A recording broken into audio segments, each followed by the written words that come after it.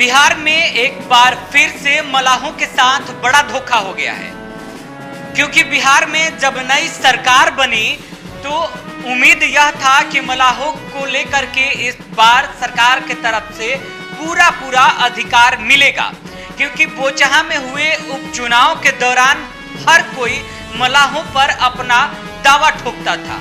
14% की आबादी के बावजूद बिहार में बराबर का अधिकार लेने से हर बार चुक जाते हैं मलाह। आखिर ऐसा क्यों होता है? हर सरकार में उन्हें दरकिनार क्यों किया जाता है?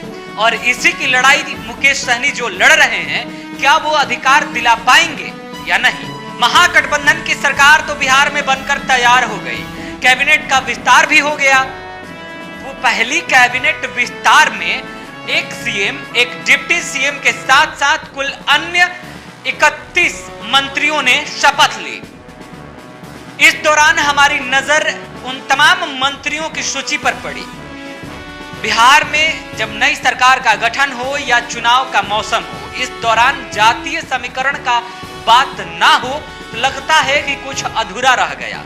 इसलिए हमारा जो ध्यान था वो जातीय समीकरण पर भी चला गया। और जाता क्यों नहीं? क्योंकि यही वो बिहार है जहां की सरकार इस बात के लिए तैयार है कि बिहार में जातियों की गिनती करवाई जाए, वो भी सरकारी खर्चे पर। तो ऐसे में जातियों की बात करना उतना ही हमें अधिकार देता है जितना आपको हर एक राजनीतिक गणित को समझाना। और जब तक आप जातियों के गणित को नहीं समझेंगे तब तक आप अपने अधिकार को नहीं समझ पाएंगे। ये बातें हमारे द्वारा नहीं बल्कि सरकार में बैठे कुछ नेता और मंत्रियों के द्वारा लगातार कहा जाता रहा है। और इसी की लड़ाई सनफ मलाह मुकेश सहनी लड़ते रहे हैं, जिसका जीता जागता उदाहरण अभी बोचहा में उन्होंने पेश भी किया था। चलिए अब मुद्दे पर आते हैं। मलाहों के साथ आखिर इतना बड़ा धोखा कैसे हो गया?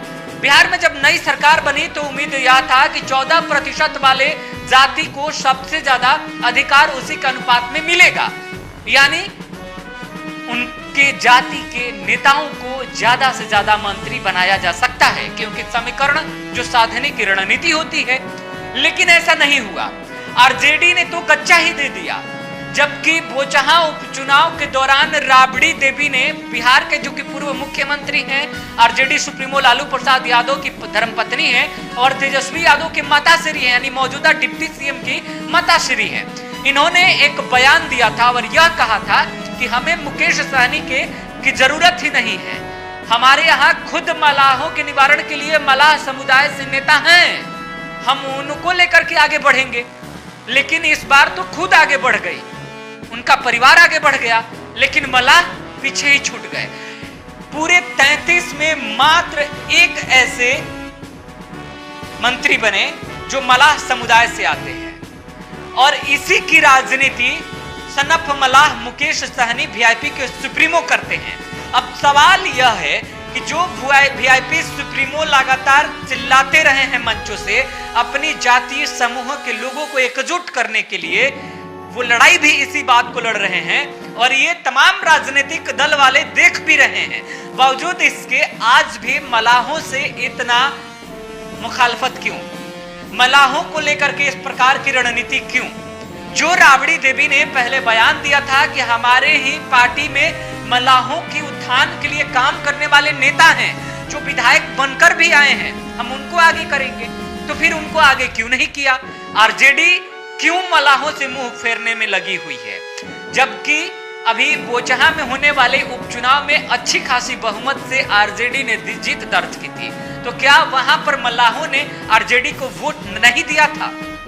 और जबकि खुलकर अब अपने मंचों से लगातार तमाम राजनीतिक दलों का विरोध मुकेश सहनी करते रहे हैं, ऐसे में मुकेश सहनी को क्या अब आरजेडी चुनौती आगे पेश नहीं करेगी? और सबसे खास बात यह है कि 14% की आबादी, 21 उपजातियां, 40 उपनामों के साथ बिहार में मलाह समुदाय मौजूद है। और बार बार 14% मैं इसलिए कह रहा हूं क्योंकि वीआईपी सुप्रीमो लगातार 14% का ही जिक्र कर रहे हैं, तो हम भी 14% पर ही राजनीतिक समीकरण आपको बता रहे हैं।